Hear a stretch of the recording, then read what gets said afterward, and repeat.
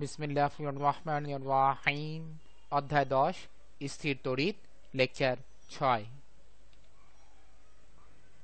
আমরা ইনশাআল্লাহ আমাদের এই লেকচারে স্থির তড়িতের অ্যাপ্লিকেশন বা কোথায় আলহামদুলিল্লাহ এদেরকে ব্যবহার করা হচ্ছে এবং কিভাবে ব্যবহার করা হচ্ছে তা নিয়ে ইনশাআল্লাহ আলোচনা করব।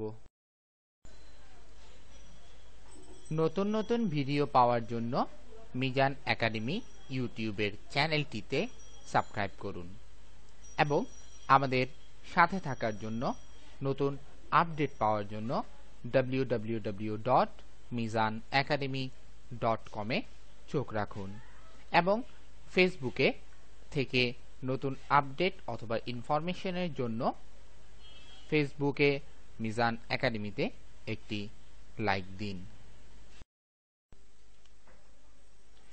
স্থির তড়িতের ব্যবহার।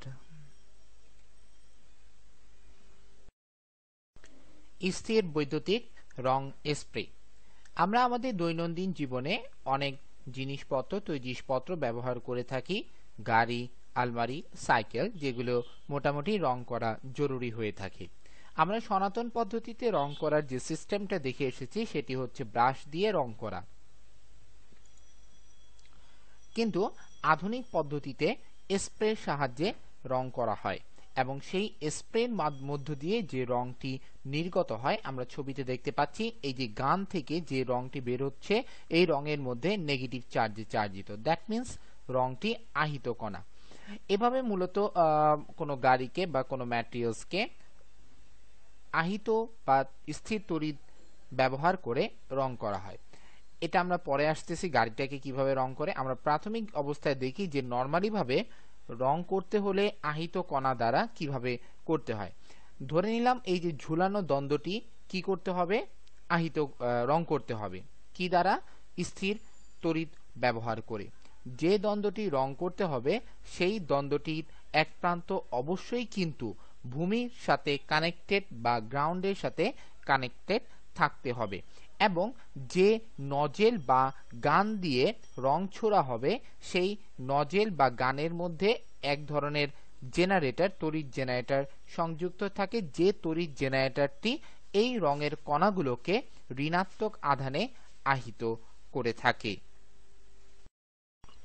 এভাবে তড়িৎ জেনারেটরের দুইটি অংশের মধ্যে একটি অংশ নজেলের সাথে কানেক্টেড থাকে এবং অন্য অংশটি কানেক্টেড থাকে হচ্ছে যে পদার্থটিকে আমি রং করব তার সাথে। তা ধরে নিলাম জেনারেটরের মধ্যে দুই ধরনের কণা অর্থাৎ নেগেটিভ এবং পজিটিভ আধান তৈরির মাধ্যমে এই নজেল দিয়ে যে রংটি বেরোচ্ছে, যেহেতু নজেলের সাথে জেনারেটর এর একটি প্রান্ত কানেক্টেড, ধরে নিলাম ঋণাত্মক প্রান্তটি কানেক্টেড, সুতরাং নজেল থেকে যে রংটি বেরোবে সেই রংটি ঋণাত্মক আধানে আহিত রং আকারেই বেরোবে এবং এই জেনারেটরের সাথে অর্থাৎ যে জেনারেটরের একটি প্রান্ত নজেলের সাথে কানেক্টেড সেই জেনারেটরের অপর প্রান্ত অবশ্যই কিন্তু কার সাথে কানেক্টেড হতে হবে, যে বস্তুটি আমি রং করব সেই বস্তুটির সাথে আলহামদুলিল্লাহ কানেক্টেড হতে হবে। তাহলে বস্তুটির সাথে জেনারেটরের যে অন্য প্রান্ত কানেক্ট হচ্ছে এটা অবশ্যই হচ্ছে পজিটিভ চার্জ। আমাদের অবশ্যই খেয়াল রাখতে হবে যে এই যে বস্তুটি রয়েছে এই বস্তুটি তো জেনারেটরের অপর প্রান্তের সাথে কানেক্টেড আছেই এবং এই বস্তুটা যাতে অবশ্যই ভূ সংযোগ থাকে এই দিকটা খেয়াল রাখতে হবে। এর ফলে দেখা যায় এই যে ঋণাত্মক কণাগুলোকে এই ধনাত্মক চার্জ বিশিষ্ট পদার্থটি নিজের দিকে আকৃষ্ট করে এবং এই রংগুলো অটোমেটেড সিস্টেমে তাদের উপর এই পদার্থের গায়ের উপর যে পড়ে যায় এবং এভাবে রং হয়ে থাকে। আমরা ছবিতে যে গাড়িটি দেখতে পাচ্ছি এই গাড়ির সাথে কানেক্টেড হচ্ছে জেনারেটরের পজিটিভ অংশ। আমি একটু যদি চিত্রটা এঁকে দেখাই, সাপোজ আমি ধরে নিলাম এটা আমার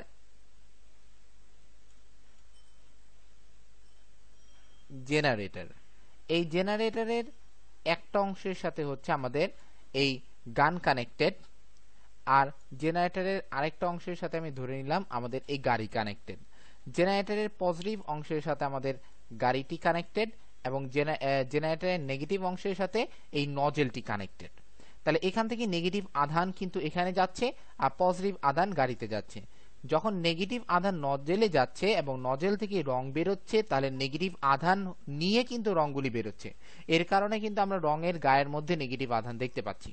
এবং অন্যদিকে এই পজিটিভ আধানটি কিন্তু হচ্ছে গাড়ির সাথে কানেক্টেড, সুতরাং পজিটিভ আধান জেনারেটর থেকে গাড়ির মধ্যে রয়ে গেল।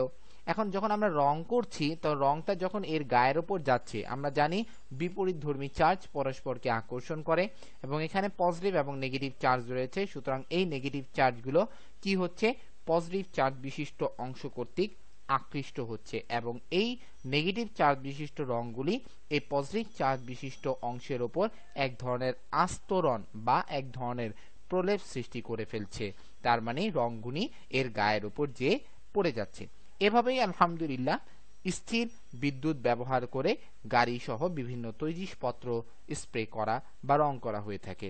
এখানে সনাতন পদ্ধতির তুলনায় সুবিধা হচ্ছে যে সনাতন পদ্ধতিতে এমন অনেক জায়গা আছে, অনেক চিপা চাপা আছে যেখানে ব্রাশ পৌঁছায় না বা কাপড় দিয়ে রং করা পসিবল হয় না।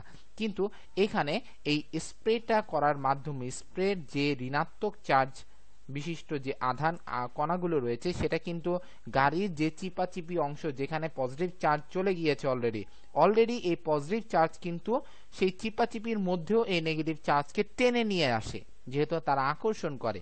এর কারণে এই স্থির বৈদ্যুতিক রং স্প্রের মাধ্যমেও চিপাচিপি এগুলো বাদ থাকে না এবং আলহামদুলিল্লাহ প্রত্যেকটা অংশ খুব সুন্দরভাবে রং হয়ে যায়।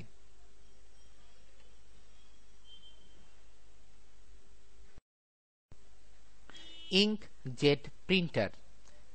আমরা এখন প্রতিনিয়তই কাগজ প্রিন্টের জন্য কম্পিউটারে আমরা যে লেখা লিখি তাকে যদি আমরা প্রিন্ট করতে চাই তাহলে আমরা প্রিন্টার ব্যবহার করে থাকি।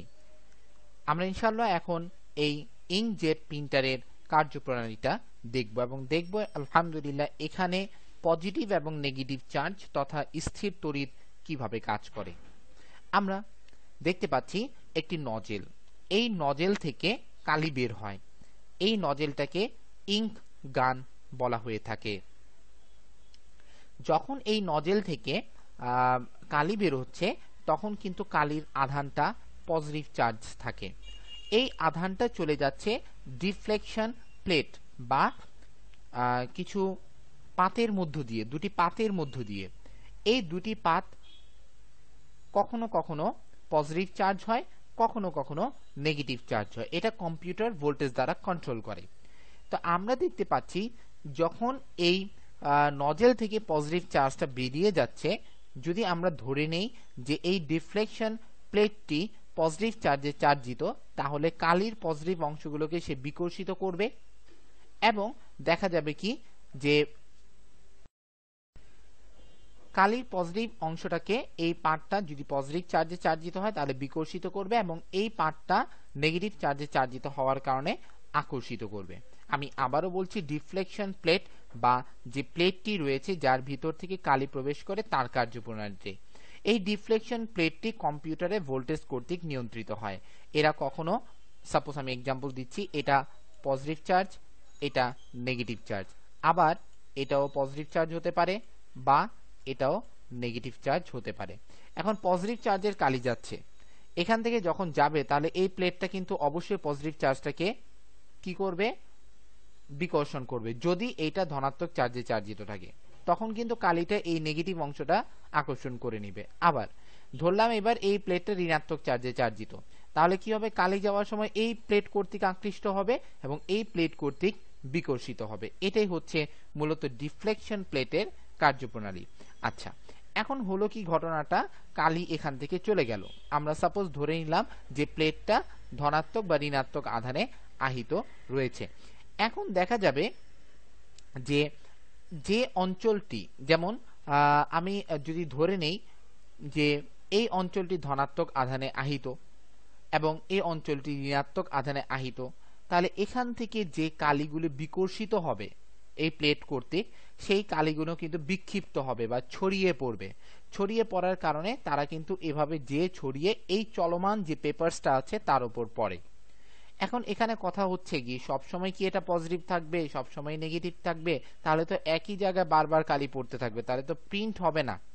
এটার জন্য কম্পিউটার আলহামদুলিল্লাহ এই পাত দ্বয়ের ভোল্টেজ কন্ট্রোল করে, কখনো পজিটিভ করে কখনো নেগেটিভ করে, এবং তার উপর বেস করে ইন্টেলিজেন্সি অর্থাৎ কম্পিউটারের যে ইন্টেলিজেন্সি রয়েছে তার উপর বেস করে এই আধান দ্বয় চেঞ্জ হয়, এবং আধান দ্বয় চেঞ্জ হওয়ার কারণে কণাগুলোর বিক্ষেপণও কিন্তু চেঞ্জ হয়, এবং এই বিক্ষেপণটা নিয়ন্ত্রণ করা হয় হচ্ছে আলহামদুলিল্লাহ কম্পিউটারের মাধ্যমে। এরপর দেখা যায় বিভিন্ন রঙের কালি বিক্ষিপ্ত হয়ে চলমান পেপারের বিভিন্ন জায়গায় যেয়ে পড়ে, এবং এভাবেই আলহামদুলিল্লাহ একটা পেপারটা প্রিন্ট হয়ে যায় বা এর গায়ে কোনো ছবি ড্র হয়ে যায়, কোনো লেখা এসে যায়। আমাদের যে জিনিসটি জানা উচিত যে ছাপার জন্য মূলত 4 ধরনের কালার ইউজ করা হয়ে থাকে।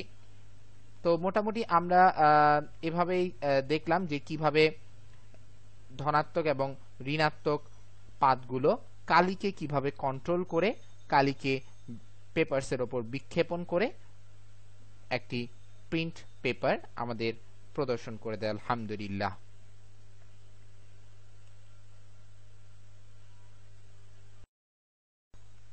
ফটোকপিয়ার, যেটা আমাদের অনেকই পরিচিত একটি জিনিস, ফটোকপি মেশিন বা ফটোকপির কাজে যা ব্যবহৃত হয়। এই ফটোকপি করতেও স্থির তড়িতের আলহামদুলিল্লাহ ব্যবহার রয়েছে। আমরা ফটোকপি মেশিনের ভিতরে একটি ড্রাম থাকে, আমরা ছবিতে এই ড্রামটি দেখতে পাচ্ছি, এই যে ড্রাম, এটা হচ্ছে সেই ড্রাম। এই ড্রামটার উপরে ফার্স্ট টাইম ধনাত্মক আধানের স্প্রে করা হয়, তার মানে ড্রামটা ধনাত্মক আধানে আহিত। আমি আবারও বলছি, ফার্স্ট টাইম এই ড্রামটার উপরে পজিটিভ চার্জে আধান স্প্রে করা হয়, এর কারণে ড্রামটি ধনাত্মক আধানে আহিত হয়ে যায়। এরপরে যে কাজটি হচ্ছে, ধরে নিলাম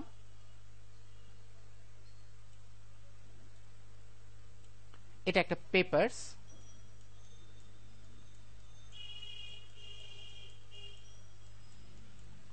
যে পেপারসটাকে আমার ফটোকপি করতে হবে, অর্থাৎ এর কপি আমাকে একটা সাদা পেপারে প্রিন্ট করতে হবে। আমরা ফটোকপি মেশিনটা দেখেছি যে পেপারসের ফটোকপি করতে হয় সেটা উপরের দিকে রাখে এবং সেখানে আলোর একটা ফ্ল্যাশ হয়, একটা লাইট জ্বলে। এই আলোর ফ্ল্যাশটা যখন হয় তখন আলোর ফ্ল্যাশটা কাগজের উপর যেয়ে পড়ে। আমরা এই পেপারসটাতে খেয়াল করছি এই যে দাগ দেওয়া অংশগুলি, এগুলিকে আমরা কালি ধরে নেই, লিখা ধরে নেই, তাহলে বাকি অংশগুলি যেগুলি সাদা, তার মানে এখানে লিখা নেই। তো আলো করে কি, যখন আলোটা জ্বলে উঠে তখন এই কাগজের সাদা অংশ থেকে আলো প্রতিফলিত হয়। আমি আবারও বলছি, যখন আমি এই কাগজটাকে ফটোকপি মেশিনের উপর অংশে যেখানে লাইট জ্বলে, ফ্ল্যাশ হয়, যেমন আমরা যদি একটা মেশিন ড্র করি,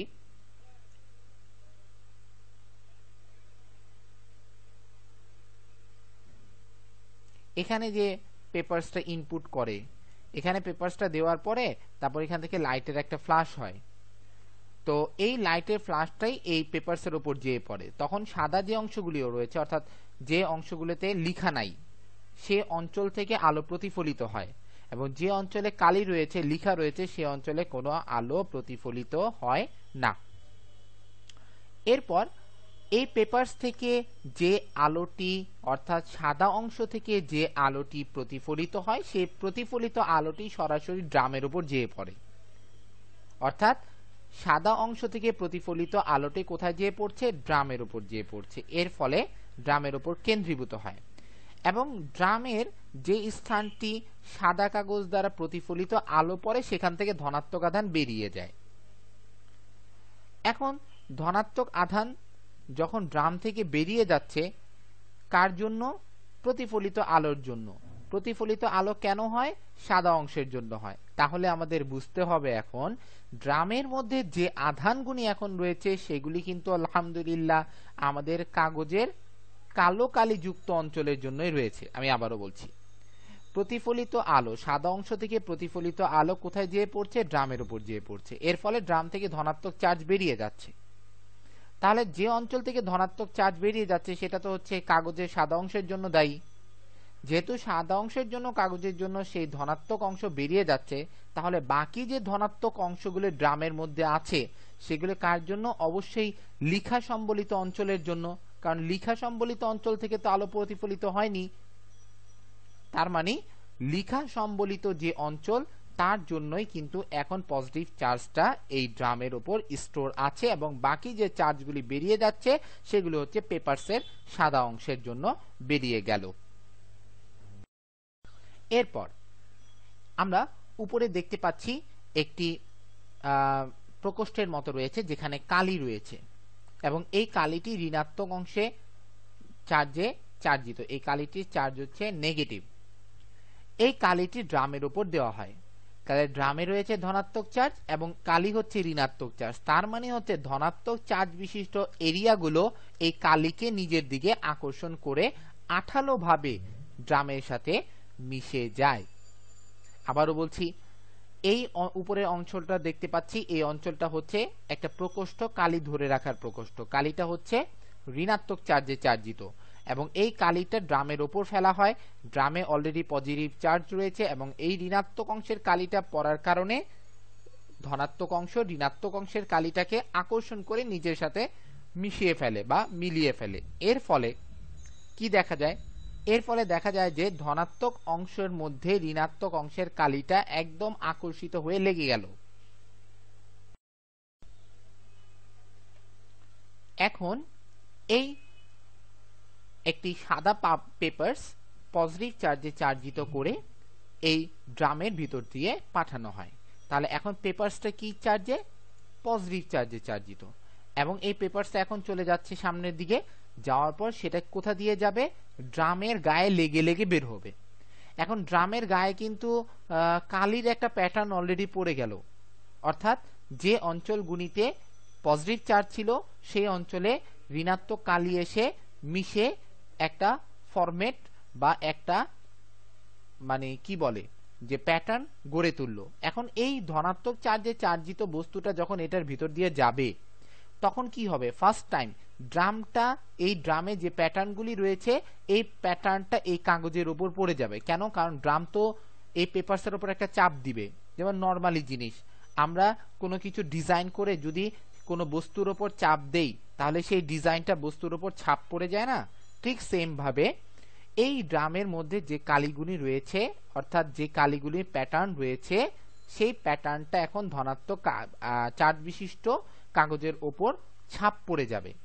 এবং সাথে সাথে এই টোনারের কালিটি যেহেতু ঋণাত্মক আধান, পেপারটি ধনাত্মক আধান, এখন এই ঋণাত্মক আধান বিশিষ্ট কালিটি পেপারের ধনাত্মক আধান বিশিষ্ট এরিয়া, দ্যাট মিন্স যে এরিয়ার মধ্যে ছাপ পড়ছে, ড্রাম যে এরিয়ার উপর ছাপ ফেলেছে সেই এরিয়া কর্তৃক এই কালিগুনি আকৃষ্ট হবে।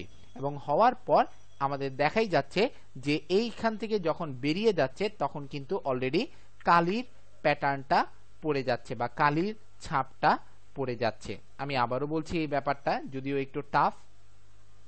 পজিটিভ চার্জে চার্জিত যে পেপারসটি রয়েছে সেটাকে এখন আমি কোথায় পাঠাবো? ড্রামের ভিতর দিয়ে পাঠাবো। ড্রামের মধ্যে এখন কিন্তু কালির একটা প্যাটার্ন পড়ে গেল, কালির একটা ছাপ পড়ে গেল। এখন ড্রাম দিয়ে যখন আমি তাকে পাঠাবো তখন ড্রামের গায়ে যে ছাপটি রয়েছে, অর্থাৎ পজিটিভ চার্জ এবং নেগেটিভ চার্জ মিলে কালির যে একটা ফরম্যাট গড়ে তুললো, সেই ফরম্যাটটা এখন পেপারসের উপর ছাপ পড়ে যাবে ফার্স্ট টাইম। এরপর পেপারের ধনাত্মক অংশ এই টোনারগুলির ঋণাত্মক অংশ কালিটাকে বা কার্বনের কালিটাকে আকর্ষণ করবে। এর ফলে দেখা যাবে কি, এই পেপারসের উপর, সাদা পেপারসের উপর যে ছাপটা পড়েছিল এই ছাপের উপর কালিগুনি এসে জমে যাবে বা বসে যাবে। এরপর যখন কাগজটি ড্রাম থেকে বেরিয়ে যাবে তখন কালিগুলো কিন্তু ড্রামের পেপারসের গায়ে লেগে রয়েছে। এরপর এই পেপারসটাকে করা হয় কি, একটা গরম রোলারের ভিতর থেকে আবার পাঠানো হয়। গরম রোলারের ভেতর থেকে এটার জন্য পাঠানো হয় যাতে কালিটা কাগজের উপর স্থায়িত্ব লাভ করে। এটার জন্য এই গরম রোলারের কারণে কালিগুনি গলে যায় এবং পেপারসের উপর ভালোভাবে জমে যায়, এবং এরপরে কিন্তু পেপারসটা আলহামদুলিল্লাহ বাহিরে বেরিয়ে আসে। এবং লক্ষণীয় ব্যাপার হচ্ছে যে যখন পেপারসটা বের হয় তখন পেপারসটা কিন্তু গরম থাকে। এভাবেই আলহামদুলিল্লাহ আমাদের ফটোকপি মেশিনের মধ্যে স্থির তড়িতের ব্যবহার রয়েছে।